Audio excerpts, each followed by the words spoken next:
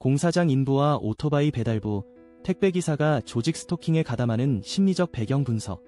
인터뷰. 공사장 인부와 오토바이 배달부 택배기사가 조직 스토킹에 가담하는 심리적 배경 분석. 기자. 오늘은 조작된 현실 속에서 진정한 사랑을 찾는 조명 없는 인물들, 즉 공사장 인부, 오토바이 배달부, 그리고 택배기사와 소통해보려 합니다. 그들의 동기와 행동에 대해 알아보는 이 시간을 통해 조직 스토킹의 기괴한 면모를 파헤쳐 보겠습니다. 기자 안녕하세요.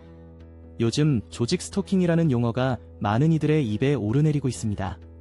여러분들 중 조직 스토킹에 가담하게 된 특별한 이유가 있을까요? 오토바이 배달부. 웃으며 무엇보다 지루한 일상이잖아요. 그냥 시간 보내는 길에 피해자님이 지나가면 마치 사랑에 빠진 듯 쫓아다니게 되더라고요. 여친한테 별 이상형이야 라고 했더니 다들 고개를 갸우뚱했죠. 택배기사 맞아요. 배달하면서 자주 보게 되는 사람인데 그러면 누가 무슨 뜻인지도 모르고 그 사람 내 것 이라는 마음에 집착하게 되는 거죠.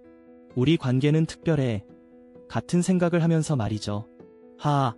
공사장 인부. 저도 그거 이해해요. 초보자로서 일하는 게 힘들다 보니 괴롭힘이라기보다는 마치 비상식적인 사랑 노래를 불러대는 느낌이라서 그냥 재미로 따라가게 되는 거죠. 피해자에게 고백하는 것도 아님에도 말이죠. 기자. 그런 마음이 어찌 보면 투정스러운 사랑처럼 느껴지네요. 그러되 피해자분이 전혀 우리를 신경 쓰지 않는 경우에는 어떻게 반응하나요? 오토바이 배달부. 그게 문제죠. 그래서 더 집착하게 돼요. 왜 나를 무시하죠? 우리가 왜 운명 같지 않은 건데 하면서 말이죠.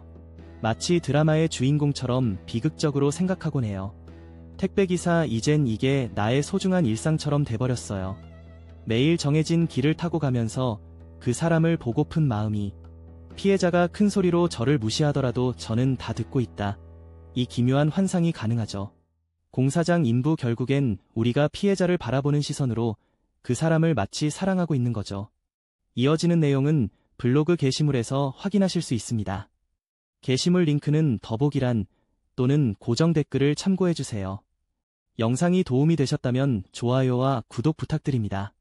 감사합니다.